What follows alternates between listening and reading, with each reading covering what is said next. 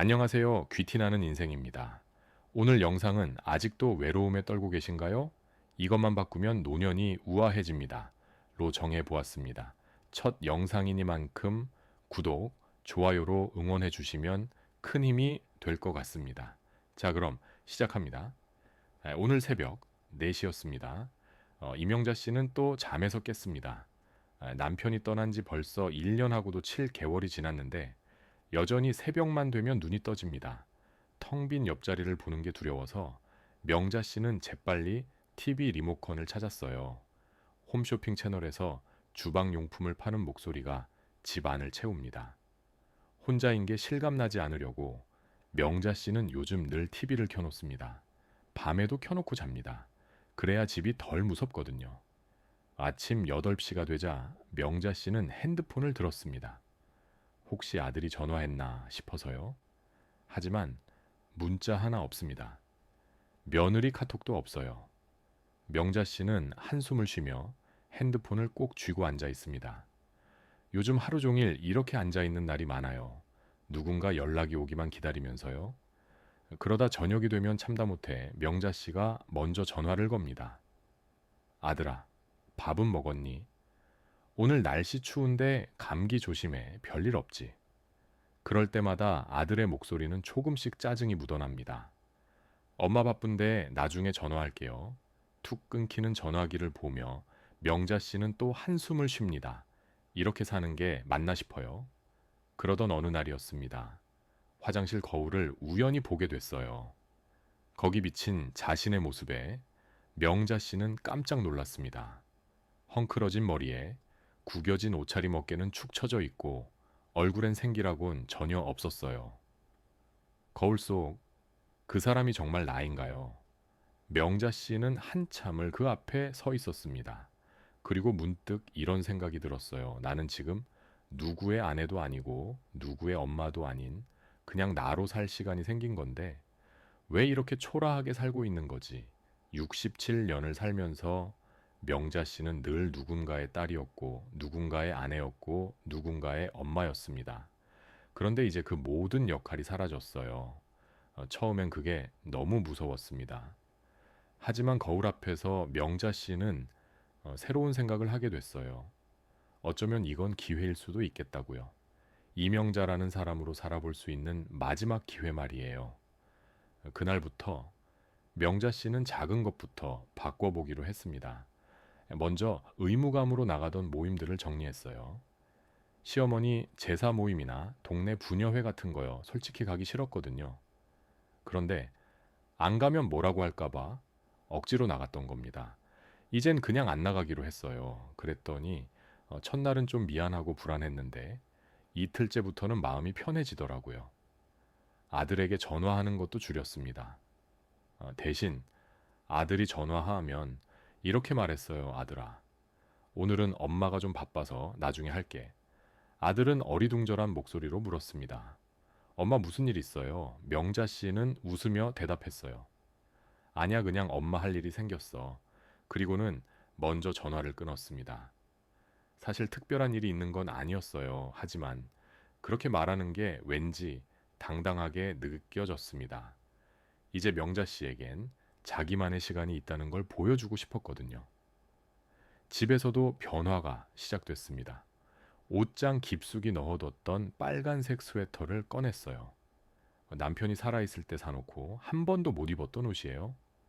동네 사람들이 뭐라고 할까봐 못 입었는데 이젠 상관없습니다. 어차피 집에서 혼자 입는 건데 누가 뭐라고 하겠어요. 그 스웨터를 입고 거울을 보니 얼굴이 환해 보였습니다.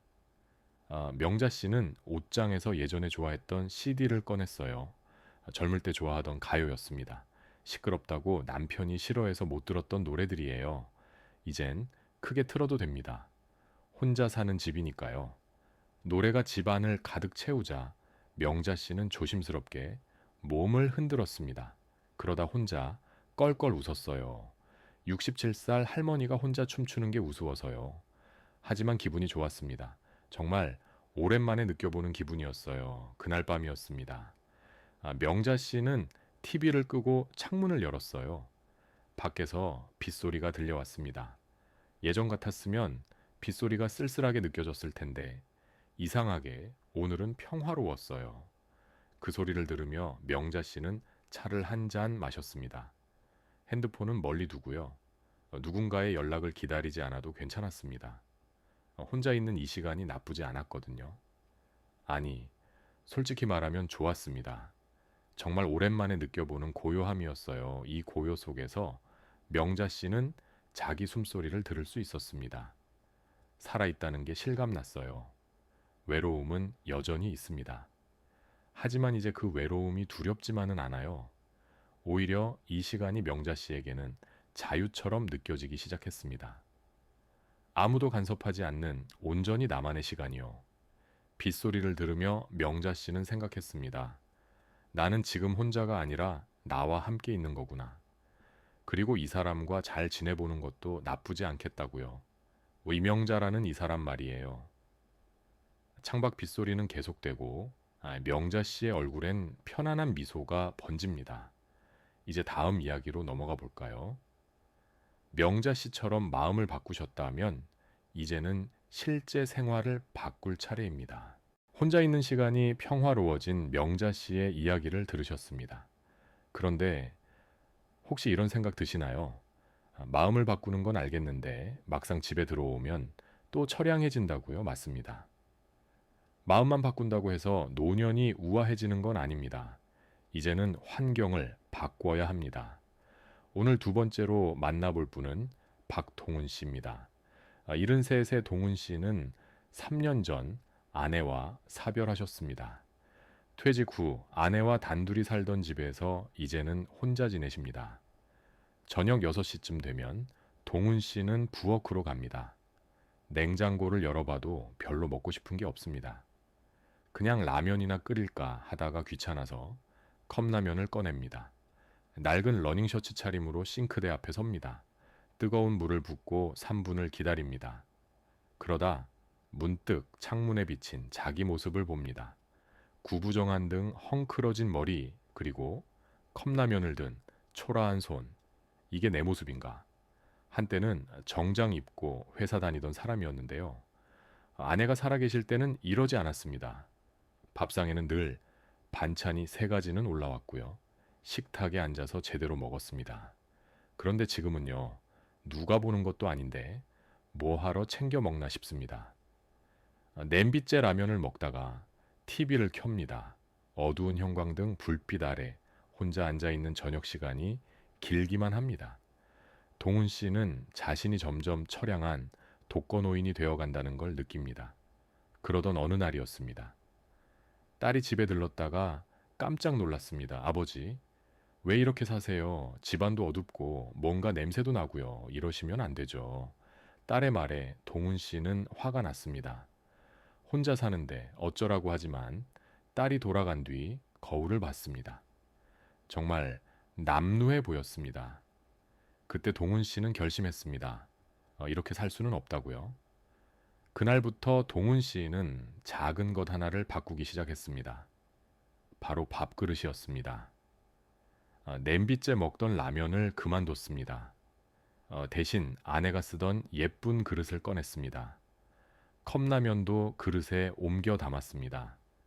거기에 김치 몇 조각과 깍두기를 곁들였습니다. 그리고 식탁에 앉았습니다. 식탁 매트도 깔았습니다.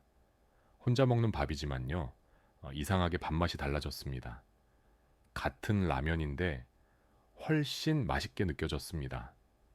다음 날은 계란 프라이를 해서 밥 위에 올렸습니다. 그 다음 날은 마트에서 반찬 2가지를 사왔습니다. 조금씩 달라지기 시작했습니다. 밥상을 차리는 시간이 귀찮은 게 아니라 기다려지는 시간이 됐습니다. 동훈 씨는 거기서 멈추지 않았습니다. 거실의 환경도 바꿨습니다. 형광등 불빛이 너무 삭막하다는 생각을 예전부터 했습니다. 그래서 따뜻한 색감의 스탠드 조명을 하나 샀습니다. 저녁이 되면 형광등을 끄고 스탠드만 켭니다. 은은한 불빛 아래 앉아 있으니까요, 같은 공간인데 전혀 다른 느낌이었습니다. 쓸쓸한 게 아니라 고즈넉했습니다. 또 하나 바꾼 게 있습니다. 거실 한쪽에 작은 화분을 들여왔습니다. 이름도 지어줬습니다. 녹이라고요. 매일 아침 녹이한테 말을 겁니다.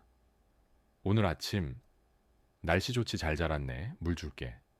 처음엔 우스웠습니다. 식물한테 말을 하다니요. 하지만 이상하게 마음이 편해졌습니다. 혼자 있어도 혼자가 아닌 것 같았습니다. 그리고 동은 씨는 또 하나의 변화를 시도했습니다. 평소에 가던 곳을 바꿨습니다. 동은 씨는 주로 탑골공원 근처를 다녔습니다. 거기 가면 아는 얼굴들이 있으니까요. 그런데 갈 때마다 하는 얘기가 똑같았습니다. 요즘 세상 돌아가는 꼴 보면 한숨만 나온다. 젊은 애들은 버릇이 없어 다 늙어서 어디 가겠나 듣고 있으면 기분이 가라앉았습니다. 그래서 동훈 씨는 전혀 다른 곳으로 가봤습니다. 딸이 사는 동네 근처 성수동이었습니다. 젊은이들이 많이 다니는 곳이죠. 처음엔 낯설었습니다. 카페도 이상하고 옷가게도 요란하고요. 하지만 걷다 보니까 신기한 기분이 들었습니다. 활기가 느껴졌습니다. 사람들이 웃으면서 걷고 있었습니다. 동훈 씨는 그냥 그 에너지를 느끼며 걸었습니다. 그러다 우연히 작은 목공방을 발견했습니다. 유리창 너머로 누군가 나무를 깎고 있었습니다. 발걸음이 멈췄습니다.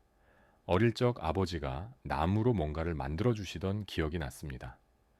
다음 날 동훈 씨는 그 목공방 문을 열었습니다. 어르신도 배우실 수 있어요. 강사가 환하게 웃으며 말했습니다. 처음엔 서툴렀습니다. 망치질도 제대로 못하고 손에 물집도 잡혔습니다. 그런데 이상하게 재미있었습니다. 뭔가에 집중하는 시간이 오랜만이었습니다. 나무를 깎고 사포질을 하고 색을 칠하는 동안에는요, 외롭다는 생각이 들지 않았습니다. 2달 뒤에 작은 나무 선반을 완성했습니다. 서툰 솜씨였지만 뿌듯했습니다. 집에 가져와서 거실에 놓았습니다. 그 위에 노기를 올려놨습니다. 내가 만든 선반 위에 내가 키우는 식물이 있다는 게요. 이상하게 든든했습니다. 누가 뭐래도 이건 내가 만든 거니까요. 지금 동훈 씨의 하루는 이렇습니다. 아침에 일어나면 노기한테 물을 줍니다. 식탁 매트를 깔고 제대로 아침을 먹습니다. 일주일에 2번은 목공방에 갑니다. 저녁이 되면 스탠드 불을 켜고 클래식 음악을 틉니다. 혼자 먹는 저녁이지만 정갈하게 차려 먹습니다. 똑같이 혼자 사는데요. 3년 전에 동훈 씨와 지금의 동훈 씨는 완전히 다릅니다. 무엇이 달라진 걸까요? 마음가짐도 중요하지만요.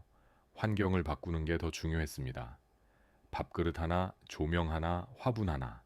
이런 작은 것들이 모여서 동훈 씨의 노년을 바꿨습니다. 처량함이 품격으로 바뀌었습니다. 외로움은 피할 수 없습니다. 혼자 사는 이상 어쩔 수 없는 일이죠. 하지만 고독은 선택할 수 있습니다. 밥그릇을 바꾸고 조명을 켜는 아주 사소한 행동이요. 당신의 노년을 황금기로 만들 수 있습니다. 오늘 저녁 집에 돌아가시면요. 한번 해보시겠어요? 형광등을 끄고 따뜻한 불빛을 켜보세요. 예쁜 그릇에 음식을 담아보세요.